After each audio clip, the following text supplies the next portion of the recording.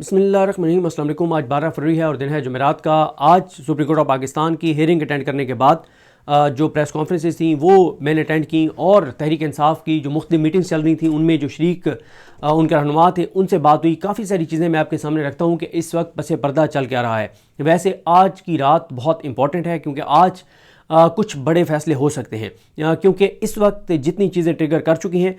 तहरीक इंसाफ ने अपने 3 इजलास बुलाए हुए हैं। एक कोर कमेटी का इजलास, दूसरा पॉलिटिकल कमेटी का इजलास, तीसरा तहरीक तहफ़्फ़ुज़ पाकिस्तान का इजलास बुलाया गया है।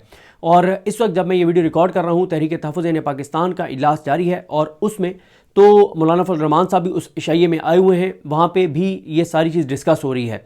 दूसरा जो आज शहबाज शरीफ गए हैं ईवान सदर, आसिफ अली जरदारी से मिले हैं, पीपल्स पार्टी और नून लीग के लोग सर जोड़कर बैठे हैं, वो क्या मामला है। और इतलात है कि इस्टेब्लिशमेंट की तरफ भी कुछ मीटिंग्स हुई हैं। तो 5 कुल शहर इक़्तिदार में जुड़ा शहरों में इजलास हुए हैं और क्योंकि मामला इमरान खान साहब की सेहत का ट्रिगर कर चुका है, मैं आपको शुरू में एक चीज़ अर्ज़ कर दूँ कि इस मौके के ऊपर अगर तहरीक इंसाफ के लोग, अगर तहरीक इंसाफ का सोशल मीडिया अल्लामा राजा नासिर अब्बास साहब को, महमूद हसन चकज़ई साहब को या सुहेल अफरीदी साहब को अटैक करेंगे, टारगेट करेंगे, कंट्रोवर्शियल बनाएंगे, तो इससे उनका मामला हल होने की बजाय मज़ीद गंभीर होगा, मज़ीद मुश्किल होगा, मज़ीद ख़राब होगा। उसकी वजह यह है कि महमूद हसन चकज़ई साहब पे एक तनकीद होती है कि उन्होंने कहा कि मैं बता रहा हूँ कि इमरान खान बिल्कुल ठीक है। देखें, उनको जिस तरह से उनको एक एतमाद था कि कोई ऐसी चीज़ नहीं हो सकती और उनको जो बताया गया सुहेल अफरीदी ने का वो गलत था। और उस वक्त तो इमरान खान साहब की बहन भी सेम यही बात कर रही थी कि इमरान खान बिल्कुल ठीक है और सारे का सारा फोकस 8 फरवरी पे रखें। वही बात जो महमूद हसन चकज़ई साहब ने की थी, वही सेम बात अलीमा खानम साहबा ने भी की थी, क्योंकि इनका यही कॉन्फिडेंस था कि ये इमरान खान साहब इनकी कस्टडी में हैं और इनके हिरासत में हैं और ये कोई ऐसी चीज़ नहीं करेंगे। और एक कॉन्फिडेंस था, कुछ इन्फॉर्मेशन भी थी, तो लिहाजा इन्होंने कहा ऐसी कोई चीज़ नहीं है, मेन फोकस आप 8 फरवरी पर रखें। 8 फरवरी की जब वो फोकस की बात रख रहे थे तो उस वक्त उनका ये था कि 8 फरवरी अगर कामयाब होगा तो इस्टेब्लिशमेंट पे दबाव होगा और जाहिर है जो दबाव इस्टेब्लिशमेंट पे बढ़ाना मकसूद है उसका अल्टीमेट मकसद तो इमरान खान की रिहाई है। तो गलती हो सकती है, सुहेल अफरीदी से भी हो सकती है, चकज़ई साहब से भी हो सकती है, अल्लामा राजा नासिर अब्बास साहब से भी हो सकती है, लेकिन इन तीनों के बारे में अगर कोई ये कहता है कि ये कंप्रोमाइज़्ड है, ले लें अर्दली चाबी वाले खिलौने हैं, तो ऐसा नहीं है। पीटीआई को किसी न किसी पे तो पीटीआई के वर्कर को किसी न किसी पे तो एतमाद करना होगा, किसी न किसी के पीछे तो चलना होगा, वरना जाहिर है चीज़ें बहुत ज़्यादा ख़राब होंगी। अब मैं आपको एक चीज़ अर्ज़ करता हूँ ऑप्शंस पर जाने से पहले। देखें, आज सुप्रीम कोर्ट ऑफ पाकिस्तान में मुझे तहरीक इंसाफ के एमएनए मिले और उन्होंने मुझे कहा कि आप एमएनएज़ एमपीएज़ टिकट होल्डर्स पे बहुत तनकीद करते हैं और उसके बाद वर्कर्स हमारे ऊपर चढ़ाई कर देते हैं, तो आप ये शायद मुनासिब नहीं है। और उन्होंने कहा कि ग्राउंड रियलिटीज़ कुछ और हैं और हम तसादुम का कोई फ़ायदा नहीं होगा, हम किस हद तक जाएं। मैंने उन्हें कहा कि मैंने कभी भी ये नहीं कहा कि आप जीएचक्यू की तरफ मार्च शुरू कर दें, आप जीएचक्यू का घेराव करें, आप सुप्रीम कोर्ट का घेराव करें, आप डी चौक की तरफ मार्च करेंगे, तो मैंने कभी भी नहीं कहा। मैंने कहा मैं तनकीद एमएनएज़ एमपीएज़ टिकट होल्डर्स पे ये करता हूँ कि आपका ग्राउंड रियलिटीज़ से डिस्कनेक्ट है, आपका ग्राउंड के इशू से डिस्कनेक्ट है, आपका मरियम नवाज की पंजाब हुकूमत के करप्शन स्कैंडल से डिस्कनेक्ट है, आप पंजाब मरकजी हुकूमत, वफाकी हुकूमत की करप्शन के ऊपर बात नहीं करते, जो ये मीडिया पे पैसा खर्च कर रहे हैं उस पर कोई बात नहीं करते, जो किसानों के साथ हो गया, ताजरों इंडस्ट्रियलिस्ट, उसके ऊपर बात नहीं करते, जो आटे का बुरान है आप बात नहीं करते, जो एक्सपोर्ट्स गिर रही है बात नहीं करते, जो रीजनल इशूज है उस पर बात नहीं करते। मैंने कहा आपका एक एमएनएज़ एमपीएज़ टिकट होल्डर्स का एक तो उससे डिस्कनेक्ट है, आप आवाम की बात नहीं करते, दूसरा आपके एमएनएज़ एमपीएज़ टिकट होल्डर्स आवाम में जाते नहीं हैं और सबके पास एक ही बहाने कि जनाब इस्टेब्लिशमेंट का बड़ा दबाव है और हम उठा लिए जाएंगे। और तीसरी बात यह है कि मैंने कहा कि इमरान खान साहब के मामले में जो मौसर चीज़ें आपको करनी चाहिए वो आप नहीं करते। अब आप आज के ही देख लेना, चले मैं उनकी बात एक लम्हे के लिए मान लूँ कि मेरी तनकीद नाजायज़ थी, लेकिन आज आप देख लें कि तहरीक इंसाफ के एमएनएज़ एमपीएज़ टिकट होल्डर्स सेनेटर्स कुल मिला के इनकी तादाद बनती है 1085। आप मुझे फिंगर टिप्स के ऊपर बता सकते हैं कि उनमें से वीडियो पैगामात इमरान खान की सेहत के मामले पे कितनों ने जारी किए हैं। अब आप मुझे बताएं कि अगर एमएनएज़ एमपीएज़ और टिकट होल्डर्स इमरान खान की सेहत के मामले पर एक वीडियो पैगाम भी जारी नहीं कर सकते तो फिर बात खत्म हो गई ना।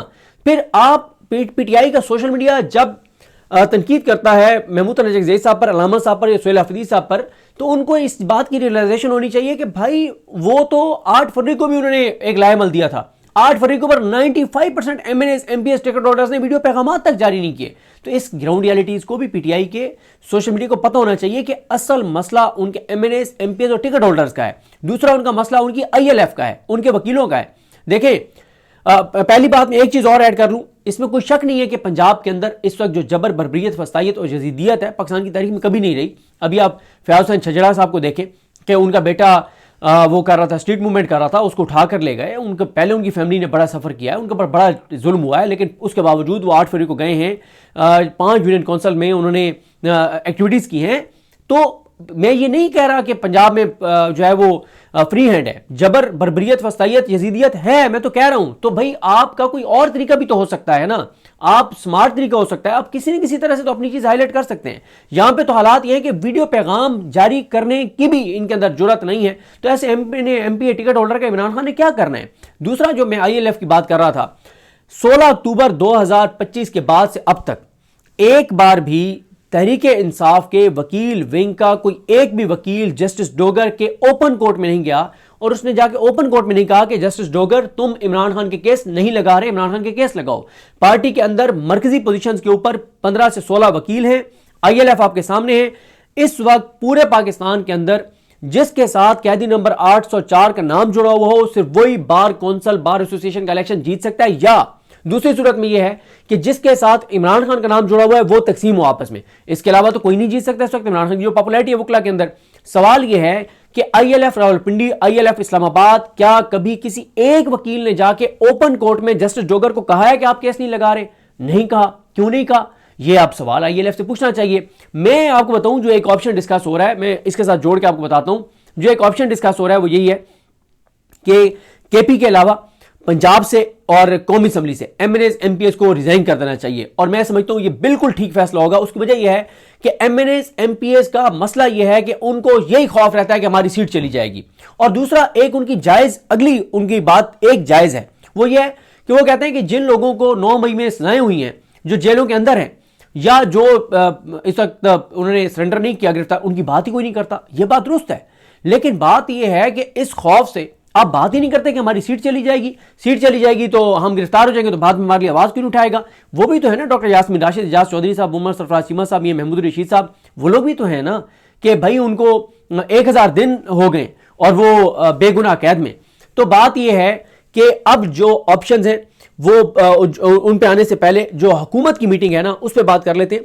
जो आसिफ अली जरदारी और शहबाज शरीफ की मीटिंग हो रही है, उनमें उनकी टीमें बैठी हैं, उसके बारे में वाज़ेह तौर पे जो नजर आ रहा है वो ज़ाहिर है इमरान खान साहब वाला मामला भी होगा, ये डिस्कस हो रहा होगा, 28वीं तरमीम भी डिस्कस हो रही होगी, और सबसे बढ़कर 19 तारीख को वज़ीर-ए-आज़म शहबाज शरीफ जा रहे हैं, पीस बोर्ड की मीटिंग अटेंड कर रहे हैं अमेरिका, और वहाँ पे जो मुमताज़ भट्टी साहब ट्वीट्स कर रहे हैं उसके मुताबिक तो इस मौके के ऊपर 19 को ही ट्रंप जो है वो ओपनली शहबाज शरीफ को कह सकता है कि आप अपनी फौज भेजें।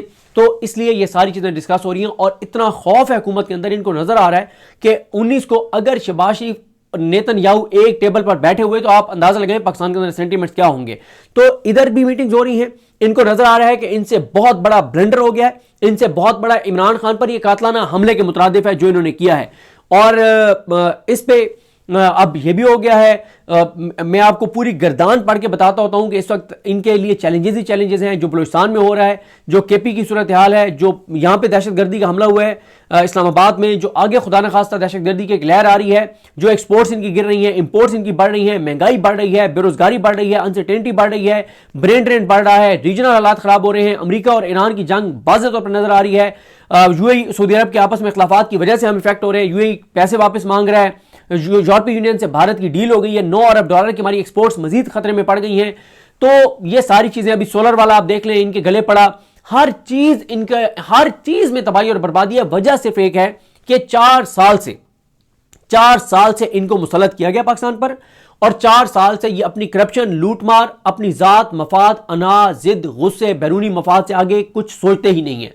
इनका पाकिस्तान के लोगों से लेना देना ही नहीं है, हर वक्त अपनी जात और जात, इसके अलावा कुछ नहीं है इनका। अब ये जो सर जोड़कर बैठे हैं, जो वीडियो भी आई है जिसमें शहबाज शरीफ खासे अपसेट नजर आ रहे हैं, अब आज हो सकता है हुकूमत को बड़ा फैसला कर ले और कल इमरान खान साहब को हॉस्पिटल मुंतकिल कर दिया जाए, क्योंकि आज जो सुहेल आफरीदी साहब, सलमान राजा साहब और शफीउल्लाह जान साहब, इन सारों ने जो प्रेस कॉन्फ्रेंस की है, या तहरीक तहफ़्फ़ुज़ पाकिस्तान में उन्होंने अल्लामा राजा नासिर अब्बास साहब ने, असद कैसर साहब, मुस्तफ़ा नवाज खोखर साहब, अखुंज़ादा हुसैन साहब ने प्रेस कॉन्फ्रेंस की। उन्होंने सब ने एक ही मुतालबा किया कि फिल फॉर इमरान खान को उनके ज़ाती मुआलिजीन तक रसाई दी जाए, उनको हॉस्पिटल मुंतकिल किया जाए और उनका प्रॉपर ट्रीटमेंट करवाया जाए। अच्छा, अब इसके ऊपर नज़र तो यही आ रहा है। अच्छा, मैं एक चीज़ आपको बता दूं जो बहुत इंपॉर्टेंट है।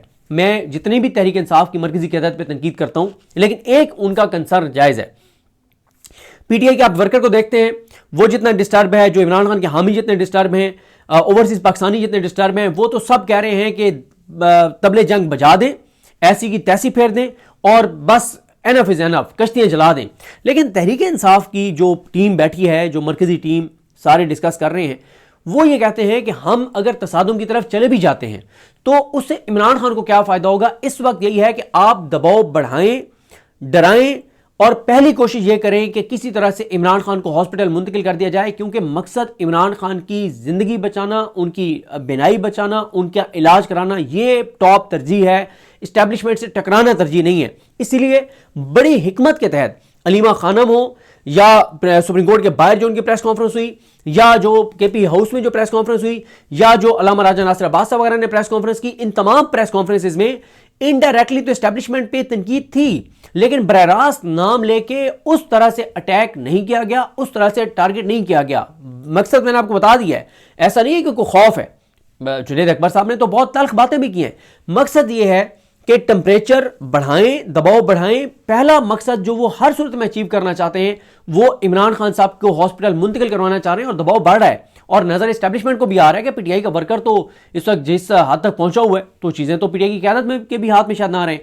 तो इसलिए वो किसी हिकमत के तहत उन्होंने एक ऐसी गुफ्तगू की है कि टेम्परेचर भी बढ़े, लेकिन साथ ही जो है वो चीजें अभी तसादुम की तरफ ना जाएं, किसी तरह से इमरान खान जो है वो उनको हॉस्पिटल मुंतकिल कर दिया जाए। लेकिन ये मैं आपको बता दूं कि ये बात तय है कि अगर इमरान खान साहब तक डॉक्टर्स को रसाई नहीं दी जाती और इमरान खान साहब को हॉस्पिटल मुंतकिल नहीं किया जाता, फिर तसादुम तसादुम और तसादुम, फिर कोई और चीज नहीं है। लिहाजा जितनी भी मैं उन पर तनकीद करता हूं, इस चीज का मैं उनकी इस बात को सपोर्ट करता हूं। जितने बड़े बैठ के पीटीआई के डिस्कस कर रहे हैं कि किसी तरह से दबाव बढ़ा के, इनको डरा के इमरान खान को एक बार हॉस्पिटल मुंतकिल करवाएं। देखें, अगर तसादुम शुरू हो जाता है और एक लड़ाई शुरू हो जाती है, और इधर तो आपको पता है इस वक्त तक तो ट्रंप साथ खड़ा है ना, तो ज्यादा से ज्यादा ये ट्रंप को कह देंगे, सर कहें दुआ खैर, आपको क्या चाहिए, दिलो जान से हम पहले भी आपके साथ खड़े थे, हम आपके नौकर, हमारी आल औलाद आपकी खादिम और नौकर, हुक्म करें।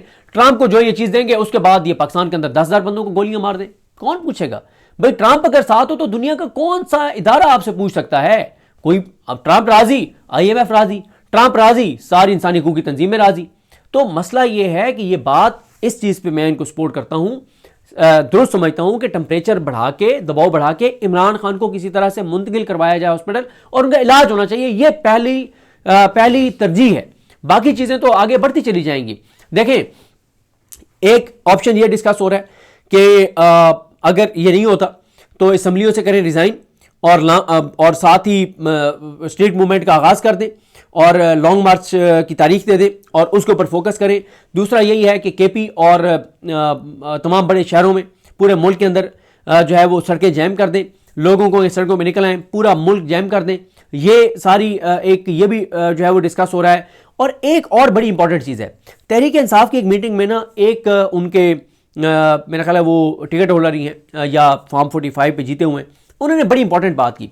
उन्होंने कहा कि आप और हम इस्टेब्लिशमेंट पे तनकीद करते हैं। उन्होंने पार्टी के बड़ों को कहा, बिल्कुल हम, आप भी करें, हम भी करें, हमारा सोशल मीडिया भी करें, हम करते रहेंगे, बिल्कुल ठीक है। उन्होंने इसलिए ये बात की कि उन्होंने कहा ये आप ना समझें कि मैं आपको रोक रहा हूं। उन्होंने कहा कि मेरी सजेशन ये है कि आप उसके साथ चीफ जस्टिस याह्या आफरीदी और जस्टिस डोगर का नाम हर सूरत में शामिल किया करेंगे। अगर इमरान खान को कुछ हुआ तो ये दो भी जिम्मेदार होंगे, क्योंकि उन्होंने कहा कि हमें नहीं पता कि जस्टिस याह्या आफरीदी साहब और जस्टिस डोगर को कौन सा मेजर या सूबेदार कंट्रोल कर रहा है। उन्होंने कहा हमें तो नहीं पता, हम तो उसका नाम नहीं जानते या कौन सा को मेजर है, क्योंकि उसमें यही बात हुई है कि मेजर से ऊपर तो जरूरत नहीं है इस तरह की जुडिशरी जिस तरह की है, और जो सिस्टम बना दिया गया कि मेजर से ऊपर उन्होंने कहा कि कोई इनको डील कर रहा हो। तो उन्होंने कहा जो भी मेजर इनको कंट्रोल कर रहा है, सुप्रीम कोर्ट को, आईनी अदालत को या जस्टिस डोगर को, हम तो उसको नहीं जानते।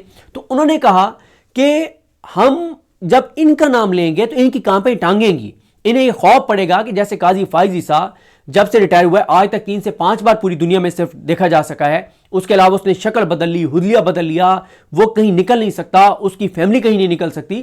तो उन्होंने कहा कि जब आप जस्टिस याहिया अफरीदी का नाम लेंगे, उन्होंने बड़ी अच्छी बात उन्होंने की।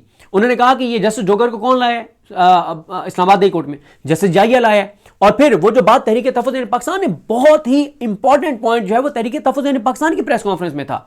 उन्होंने कहा कि जस्टिस याहिया खान ने फ्रेंड ऑफ द कोर्ट के तौर पर भेजा सलमान सफदर साहब को।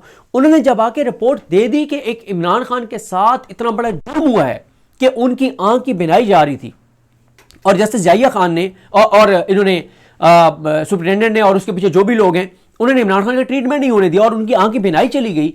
तो जस्टिस याहिया खान को तो चाहिए कि उनके जिम्मेदारान का तयन करें कि कौन लोग थे जो इसके सारे जिम्मेदार हैं। तो उन्होंने कहा कि पूरे का पूरा फोकस जस्टिस याहिया खान पे भी साथ रखें, जस्टिस डोगर पे भी रखें, और इनके ऊपर दबाव बढ़ाएं। इनके ऊपर आप दबाव बढ़ाएंगे, खासतौर पर जस्टिस याहिया खान पे आप दबाव बढ़ाएंगे तो वो दबाव नीचे ट्रैवल करके आएगा और वह जस्टिस डोगर को कहेंगे। एक केस का मैं खुद गवाह हूं कि जब एक केस में मामला हाई कोर्ट में था, तो उस केस में सुप्रीम कोर्ट के चीफ जस्टिस जो हैं, जब उनको एक टारगेट करना लोगों ने शुरू किया और उनके खिलाफ कंपेन चलाई, तो मैं खुद उस चीज का गवाह हूं कि चीफ जस्टिस पाकिस्तान ने हाई कोर्ट के चीफ जस्टिस को कॉल करके कहा था और सख्त अल्फाज में कहा था कि केस लगाओ, तुम्हारी वजह से हमें गालियां पड़ रही हैं, हम निशाना बन रहे हैं। तो उस तहरीक इंसाफ के फॉर्म 45 पे जीते हुए रुकने असम्बली ने कहा कि जनाब, आप जब इस्टेब्लिशमेंट पे तनकीद करते हैं, हुकूमत पे करते हैं, तो हुकूमत और इस्टेब्लिशमेंट तो इन जजेस के जरिए इमरान खान के केस नहीं लगने दे रहे ना, आप इनका नाम क्यों नहीं लेते? इनका नाम लें ताकि इनके, उन्होंने कहा कि ये करप्ट हैं, ये बुज़दिल हैं, ये डर जाएंगे, ये खौफजदा हो जाएंगे कि अगर खुदा न खास्ता इमरान खान को कुछ हुआ तो हम तो किसी जोगे नहीं रहेंगे। और उन्होंने फिर बहुत सारी उसमें बात की। उन्होंने कहा एक किसी शख्सियत का कहा कि अदालती शख्सियत का कि उनका बेटा पूरा करोड़ों रुपए छाप रहा है ये वो, तो इनको ये भी डर पड़ जाता है कि यार हमारे तो मतलब पूरा बिजनेस है चीजें। तो उन्होंने ये कहा कि आप जस्टिस याहिया के ऊपर भी फोकस रखें, आप जस्टिस डोगर के ऊपर भी जो है वो फोकस रखें, इनका भी नाम साथ लें। तो ये भी अब एक आया है।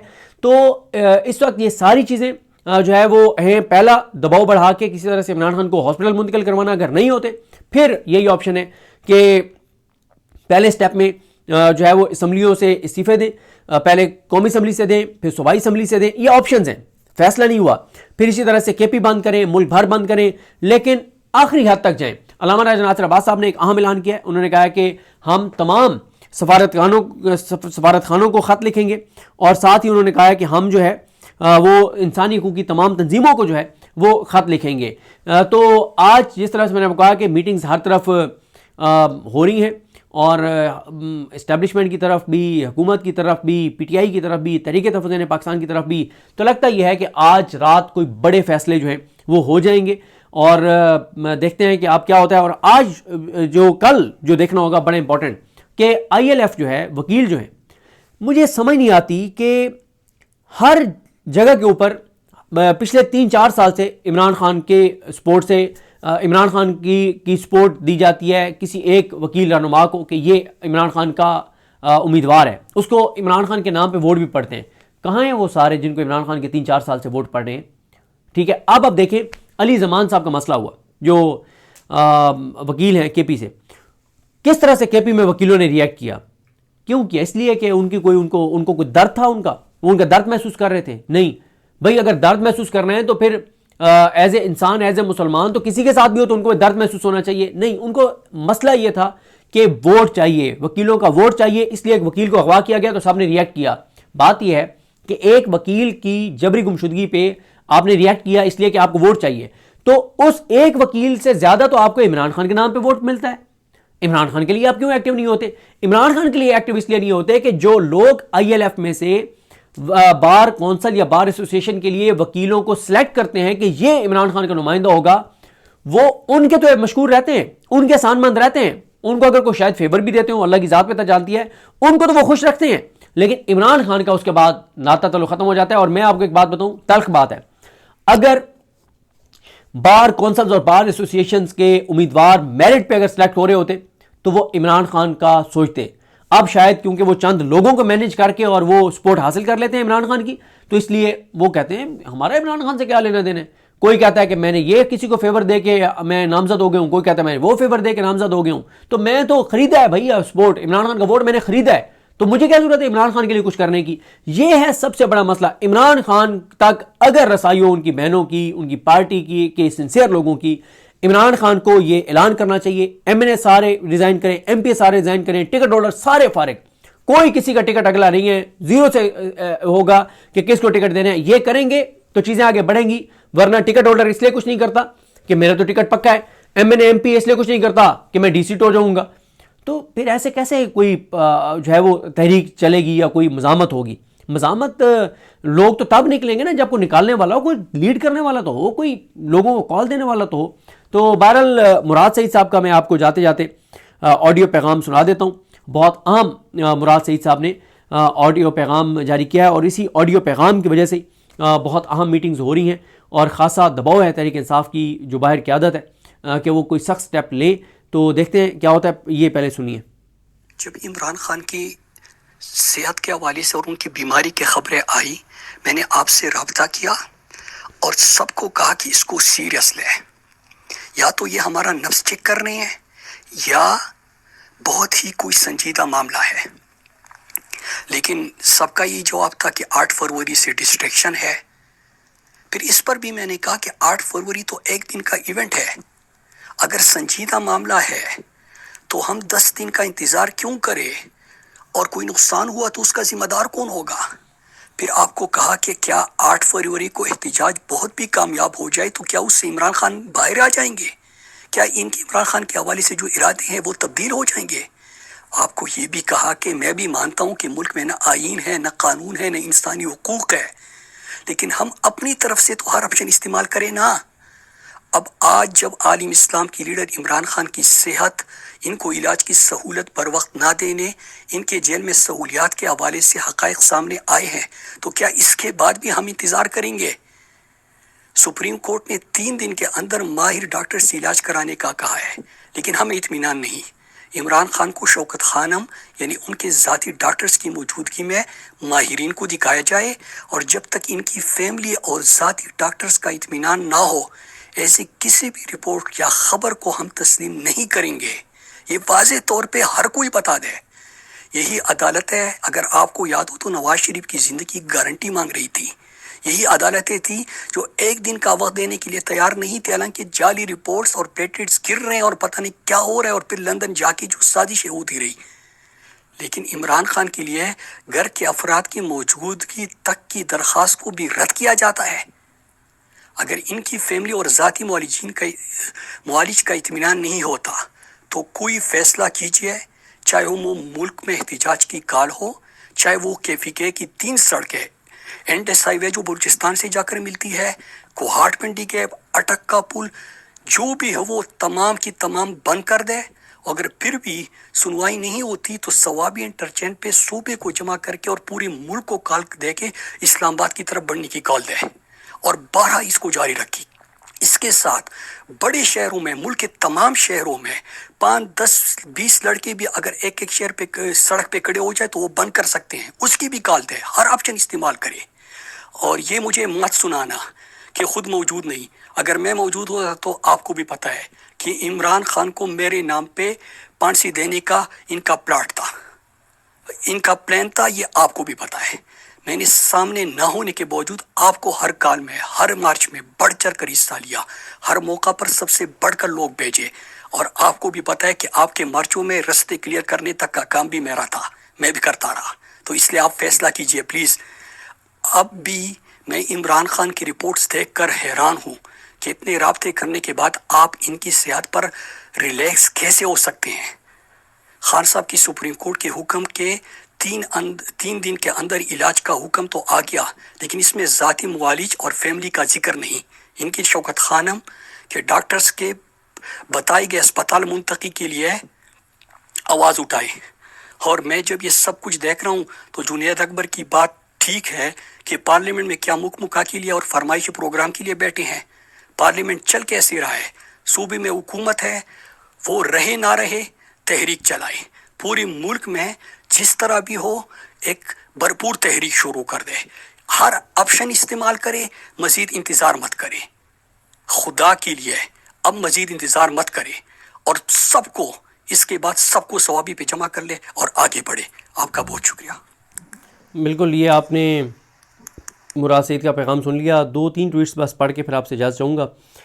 अमीर अब्बास साहब ने बहुत अच्छा एक ट्वीट किया। वो कहते हैं कि 73 साल की उम्र और कैद तन्हाई में 2.5 साल गुजारने के बाद इमरान खान का ये एक जुमला तारीख़ की लौह पर कुंदा हो गया कि मेरी जेल में कोई ख्वाहिश नहीं सिवाय इसके कि मुझे जीने के लिए बुनियादी ज़रूरत पूरी कर दी जाएँ। कोई और ख्वाहिश नहीं है। जो ज़िंदा रहने के लिए महदूद सी बुनियादी ज़रूरियात हैं बस वो चाहिए, इसके अलावा कुछ नहीं चाहिए। अमीर अब्बास साहब कहते हैं कि ये एक जुमला रियासत की 4 साल फस्तायत, ज़मीनी खुदा बनने की लामतनाही हरबों और अंधी ताकत को बहा ले गया है।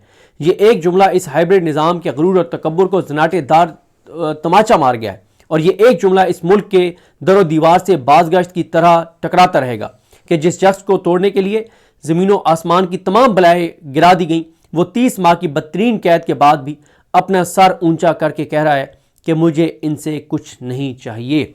बहुत अच्छा अमीर अब्बास साहब ने ये ट्वीट किया। तो बहरहाल जो भी मज़ीद तफसीलात आएंगी आपको आगाह करूँगा। मुझे अपनी दुआ में याद रखें। लेकिन हम सब कहाँ में नाज़रों, अल्लाह हाफ़िज़।